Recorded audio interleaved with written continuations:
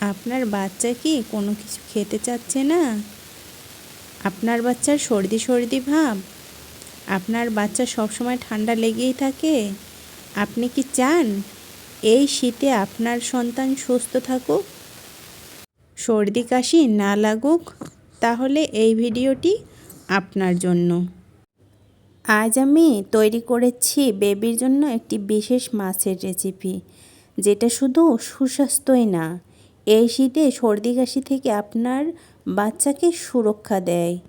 এই রেসিপিতে আছে আলু, গাজর, ধনেপাতা, মাছ, রসুন, আদা, পেঁয়াজ এবং তেল।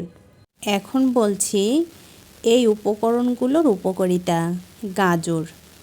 গাজরে আছে ভিটামিন এ, যা বাচ্চার রোগ প্রতিরোধ ক্ষমতা বাড়ায়, যা ঠান্ডা লাগা ও কাশি কমাতে সাহায্য করে। এরপর আছে আলুতে আছে ভিটামিন সি ও কার্বোহাইড্রেট, যা বাচ্চার শরীরের শক্তি যোগায় এবং শীতে শরীর দুর্বল হওয়া থেকে রক্ষা করে। এরপর যা বলবো তা হলো পালং শাক, vitamin A, C, iron, antioxidant, যা বাচ্চার রক্ত পরিষ্কার রাখে। এরপর বলবো ধনিয়া পাতার কথা। ধনিয়া পাতায় যা আছে তা হলো অ্যান্টিব্যাকটেরিয়াল উপাদান, যা কাশি কমাতে এবং নাক বন্ধ হওয়া থেকে আরাম দেয়। আর এই রেসিপিতে সবথেকে গুরুত্বপূর্ণ উপকরণ মাছে আছে প্রোটিন, ওমেগা 3, ভিটামিন ডি, যা বাচ্চার শরীর গরম রাখে, ফুসফুস শক্তিশালী করে এবং শীতকালে সর্দি কাশি থেকে সুরক্ষা দেয়। সব মিলিয়ে এই খাবারটি বাচ্চার জন্য নরম, পুষ্টিকর, সহজপাচ্য এবং শীতের জন্য একদম পারফেক্ট একটি মিল। চাইলে আপনিও একবার ব্যবহার করতে পারেন। এখন রেসিপির কথা বলছি। প্রথমে একটা হাঁড়িতে আমি আলু, গাজর এবং মাছ দিয়ে কিছুক্ষণ সিদ্ধ করে নিলাম।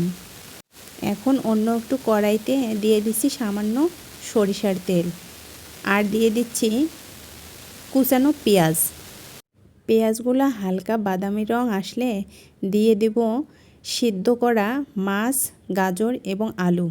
আমি এখানে মাছের পেটিটা নিয়েছি। মাছের পেটিতে সাধারণত কাঁটা খুব কম থাকে, তাই আমি কাঁটাটা সরাইনি।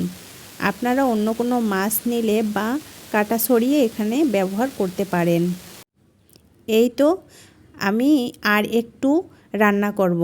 এবার দিয়ে দিচ্ছি কুচানো ধনিয়া পাতা এবং পালং শাক। ভালো করে নেড়ে চেড়ে 5 মিনিট রান্না করব। এ পর্যায়ে আপনি ঝোলটা একটু বেশি রাখতে পারেন, আবার কমও রাখতে পারেন। অনেক বাচ্চা ঝোল খেতে পছন্দ করে। আপনি স্যুপ বানাতে পারেন, আর না চাইলে ঝোলটা কমিয়ে ভাতের সঙ্গে মিশিয়ে খাওয়ার জন্য একটা প্রস্তুত রেসিপি তৈরি করতে পারেন। আমি স্যুপ বানাবো না, কেননা আমার মেয়ে হাত দিয়ে খেতেই বেশি পছন্দ করে। আলু এবং গাজরগুলো আমি একটা সুন্দর কাটিং করে নিয়েছি, এজন্য আমি এই খাবারটার পিউরি করব না। এই তো রেডি আমার বাচ্চাকে খাওয়ানোর জন্য মাছ, গাজর, আলু ও শাকের হালকা ঝোল। আলহামদুলিল্লাহ, আমার মেয়ে খাবারটি খুব মজা করে খেয়েছিল। বাড়িতে আপনিও একবার চেষ্টা করতে পারেন। যেমন উপকারী একটি তরকারি, তেমন বাচ্চাও খাবে খুব মজা করে। আল্লাহ হাফেজ।